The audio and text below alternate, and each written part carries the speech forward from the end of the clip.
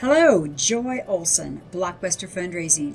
Well, I have talked often about Jeff Brooks, who he's written a couple of my very favorite fundraising books. And just last week, we explored his books about how to turn your words into money. And this part of the book that we're going to talk about now today is how to write your stories, how to turn your storytelling words into money. And I think you're going to find it extremely interesting. Jeff says that you can understand the risk of a problem in your head, but you've got to feel it in your gut. And when you feel it in your gut, that's when you're charged with the energy to respond. That's the power of story. It can flip the switch in our heads from, it's not quite there, to it's unavoidably real. We know the facts. We can calculate the statistics, but we know them with our heads, not our hearts. And that's how your cause is for most donors. They've been exposed to the facts, probably for decades. You can shovel more and more facts about your issue or your problems at them, but that won't change a thing in their brains until you lift the curtain by telling a story. Until then, they won't give. Jeff Brooks has studied Aristotle's Poetics, and he says it's a small book, but an important book because it defines the ingredients of powerful stage drama. And Jeff reinterprets Poetics because he feels that fundraising stories are just like other stories. And a fundraising story is made of these main ingredients. Ready? Number one, first ingredient, a protagonist.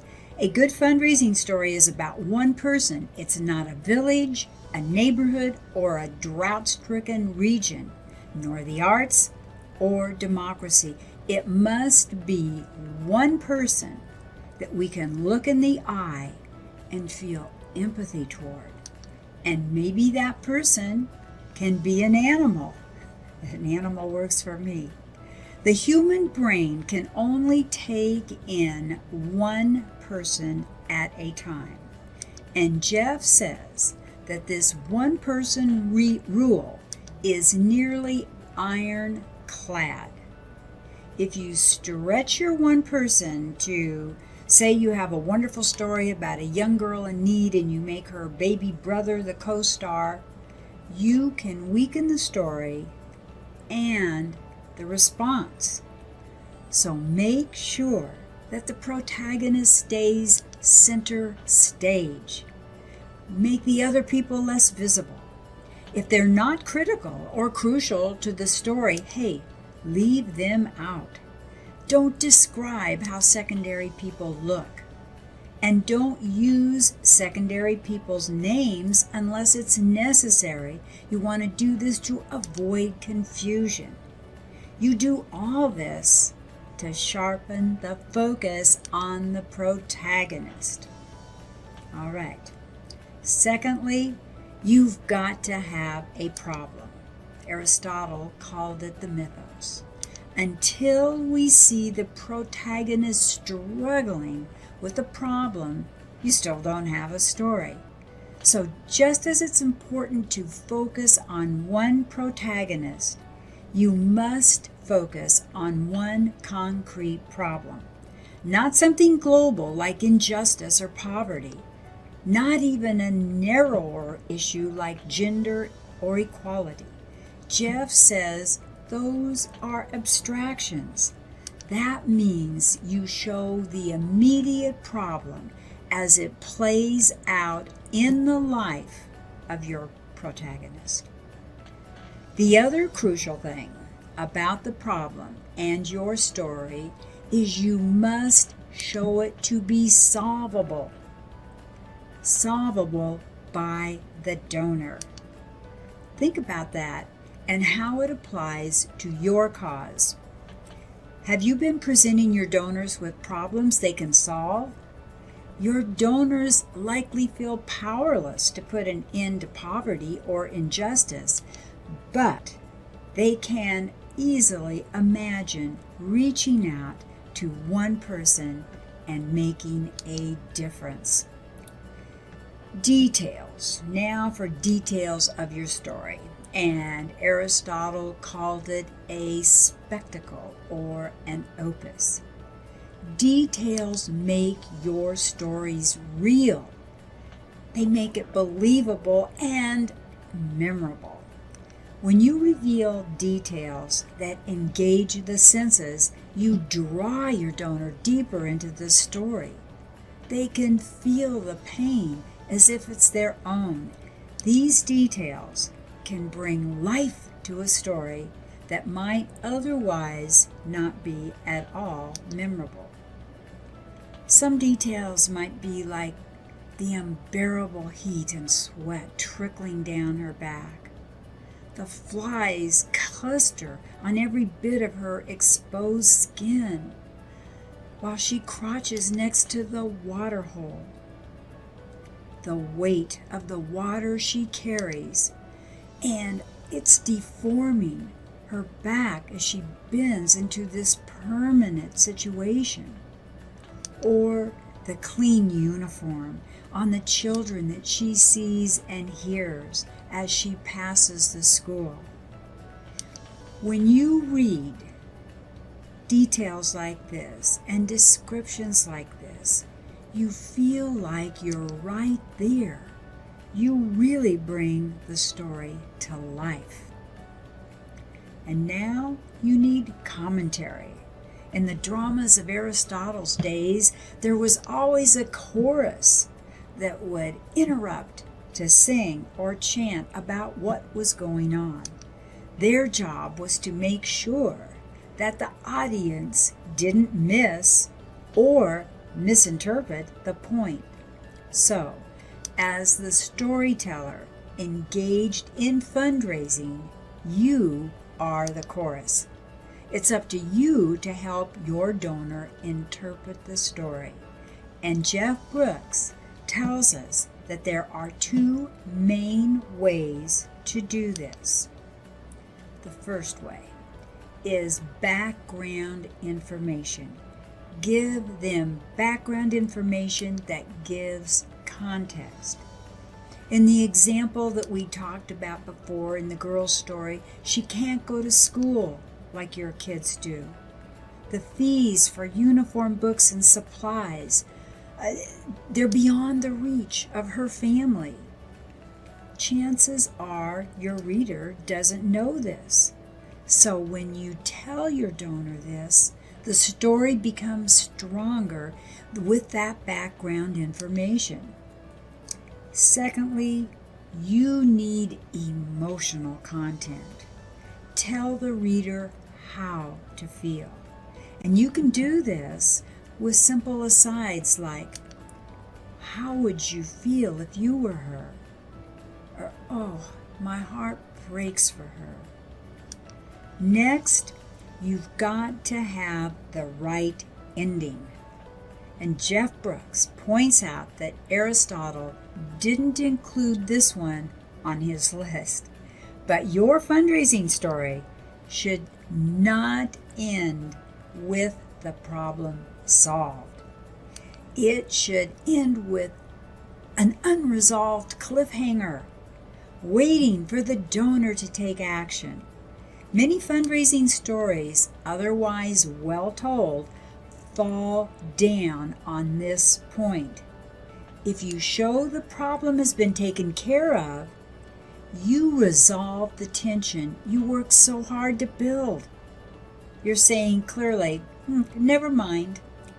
This is the challenge, because by the time you discover the story, the hard part of it is usually past. Most likely, you learned about Sumita because she's in school now, where someone intervened and interviewed her. Of course, there's another girl like her who's still waiting. But We haven't met her yet. So, here's how fundraisers often try to solve this problem. They write, Sumita finally got into school. She's doing well, excelling in math, but thousands more like her still need help. Well, logically that solves the problem, but emotionally it does not. The story of Sumita getting her problem solved is still her story. It's more vivid than your weak disclaimer about faceless thousands that you can now help. In essence, you shouted everything is fine, then vaguely mumbled that maybe it isn't. So you don't want to do that. You want to not finish your story. You want to leave it up to the donor, because that's what you want the donor to do. So Jeff says you can't slap any untrue endings on the story, claiming that Sumita is still waiting for help if she isn't. Instead, you have to do something very hard to do. Not till the end of the story, just leave it untold. Can you do that? Jeff says it's going to make you uncomfortable, but it's smart fundraising. And by leaving the ending off, you're leading the reader to choose the happy ending they want. What do you think about that? So listen to how Jeff would write Sumita's story in a fundraising message. Quote, Sumita sat in the shade of a big tree just outside the school. She could hear the children inside chanting their arithmetic lesson. She couldn't understand what their words meant. A tear ran down her cheek.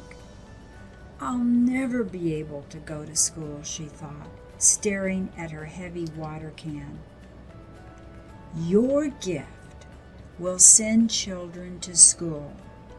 You can wipe away those tears and replace them with happy dreams about the better life they're building because of you. Isn't that wonderful? You didn't tell the ending. You let the hero, the donor, step in and make that happy ending. Jeff Brooks says that Aristotle also believed in a deeper purpose for telling stories, and Aristotle called it catharsis, a sort of psychological cleansing that leads to transformation. He said that the intense emotion and situations in a well-told story could change the listeners' lives. As fundraisers, we're not quite that ambitious, but we know charitable giving can transform donors' lives, which is why our stories matter so much, so very much. In his book, Jeff gives 5 ways to use stories for impact, but simple is good. Cover everything that you need to cover and then tell the story. Here's an outline of what I've just said. Number 1, why I am writing to you. 2, why the situation is urgent. And then thirdly, an ask. 4th, why you'll be glad you gave. 5th, your story. And 6th, ask again. He says that telling the story after you've covered everything else, or nearly everything, should be the default way to handle stories in fundraising. Jeff points out that you need a hero of your story, and the very best hero possible is your donor. And he gives us an example of a donor as the hero story. It goes like this, quote, "I wish you could have met Robina. You would have understood her completely, even though her life was very different from yours. I say was because Robina died a month after I met her. Unlike so many people in her village in Uganda, she died of AIDS. Only elderly people and children were left alive after the disease swept through. While Robina sat in her dirt floor dying, she had one terrible worry. What about the children? Who will care for my 5 little ones? Her elderly mother, of course, would do her best. But how could she care for so many? That's why I'm coming to you." End of quote. Jeff points out that this story is, of course, about a beneficiary, Robina. But see how the point of view has shifted? The reader has become a part of the story. The narrative is happening in the donor's world. Important here, address the donor directly and put the story in her context. The details that you choose to show, the things that you tell your friend or your mother, not necessarily what you would include for dramatic value. The writing is colloquial, it's conversational, because there's a lot of you in it, and without the donor, the story is empty. It directly answers the question, why are you telling me this? And it easily and gracefully integrates with a call to action. It's all about action, not what the organization is doing. Not what the organization is doing, but what the donor can do. We've got to remember that. Jeff Brooks says that the secret behind all fundraising storytelling is this: don't brag about the awesomeness of your organization, and don't demonstrate your superb skills as a writer.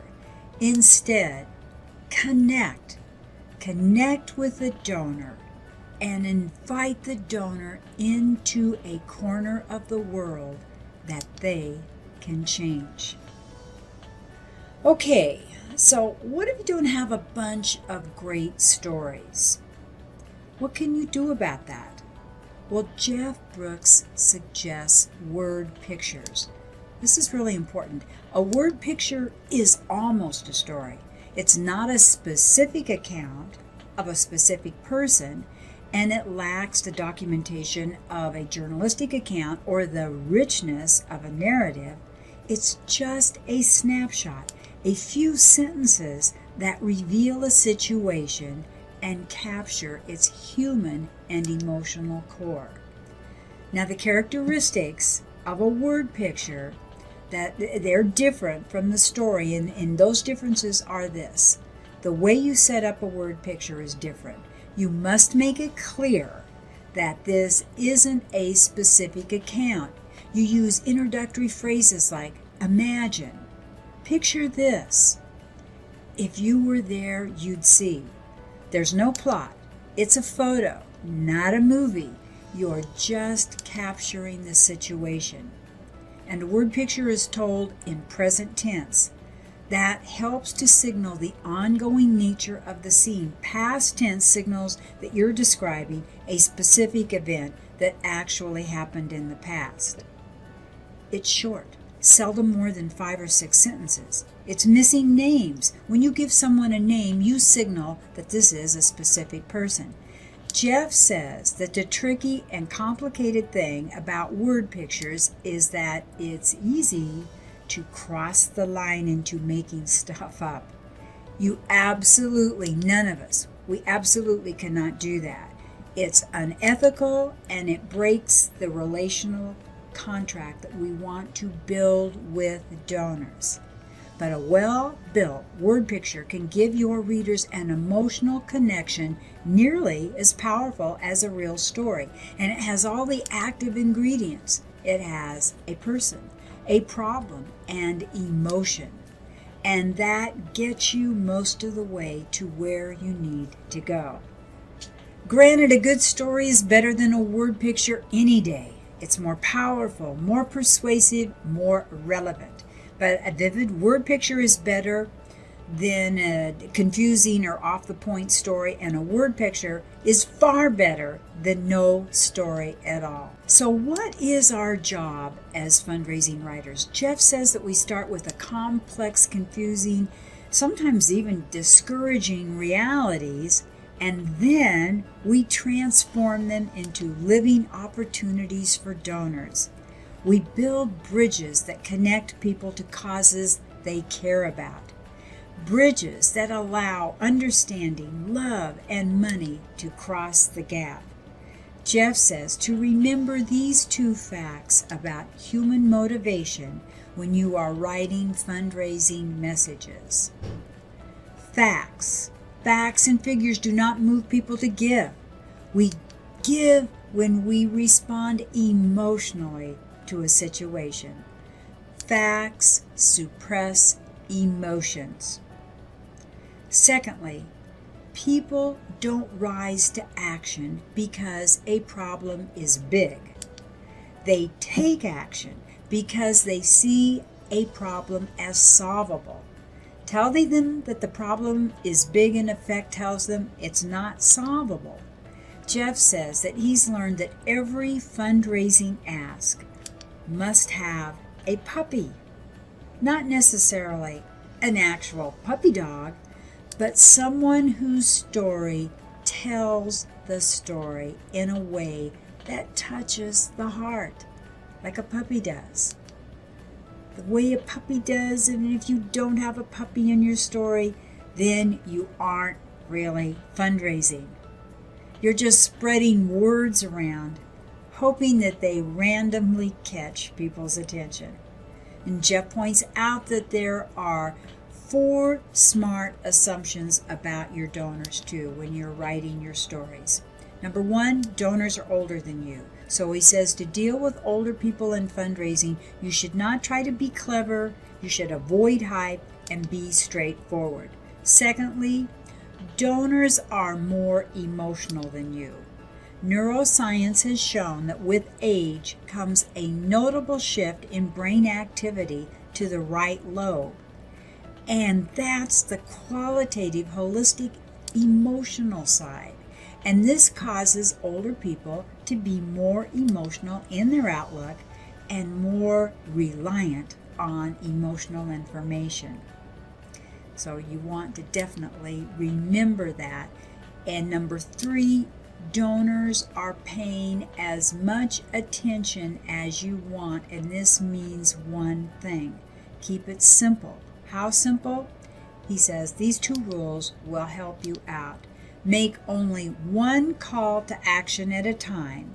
If you're asking for money, don't toss in an invitation to your event or a planned giving offer. Secondly, make sure that your call to action can be expressed in 1 sentence or less. Like this, quote, "Give a needy child a book." Okay. 4th thing about your donors to remember, and this is a smart assumption, is that donors love to give. When your donors give, they are feeling empowered. They're giving because it expresses their values in action, not just words. And most donors know the truth that giving feels good. Hey, you get a quick buzz of pleasure when you give. And it improves your outlook in general and your whole situation. Charitable giving is one of the secrets to a joy-filled life. So tap into that reality. Create fundraising that assumes your donors want to give and are happy to be asked. In the very last chapter of this fabulous book, Jeff Brooks writes about things he wished he had learned earlier in his fundraising career and fundraising writing career. The first thing is your first draft is bad. He says it's usually dreadful, and so is his, and so is every other writer. He says that's just the nature of first drafts. So throw them out if you don't like them. Start again. The next thing he says he wishes he could have learned sooner is to get rid of the first few paragraphs.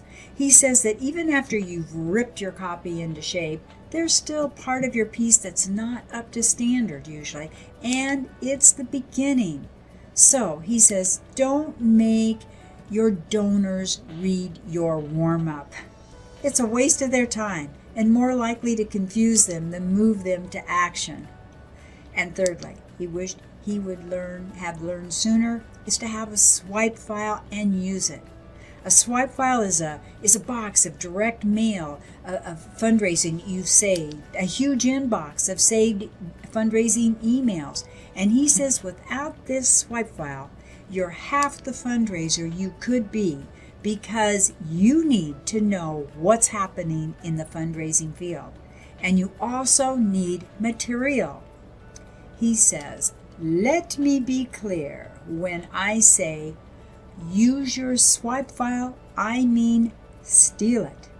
Anytime you're stuck, blocked, or just in need of a quick start, pick something interesting from your swipe file and start adapting it to your needs.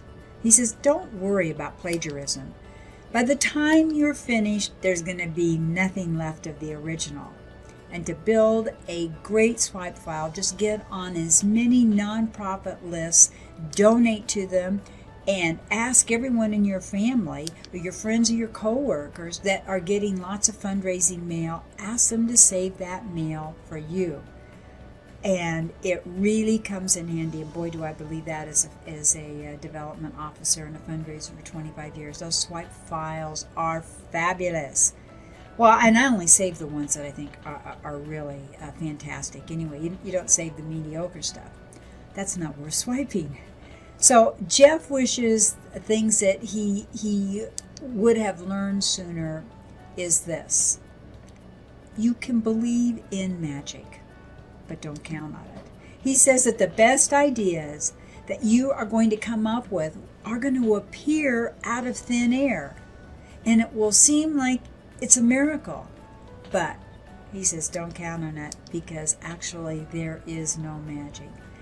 And lastly, he says if you're a fundraiser, donate. And if you're not donating to other causes, you're not really a fundraiser. You don't get it.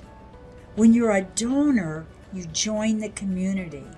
He says, don't be a carpetbagger coming from the outside to exploit your part of the fundraising world. Be a donor. Understand that giving feels good, that being asked rarely hurts, and that giving makes your whole life more joyful. Hey, this is Joy Olson saying thanks for having been here today. I hope that you get a chance to add this book to your own library. But in the meantime, wishing you all kinds of great fundraising success. More information about us, because we're here to inspire you and give you lots of fundraising tips. We're at joyolsongroup.com, blockbusterfundraising.com. Hundreds, I think over 300 free fundraising video tips on our Blockbuster Fundraising YouTube channel. We're also enjoying our IGTV channel, and thank you for all of you that have made so many nice comments about it.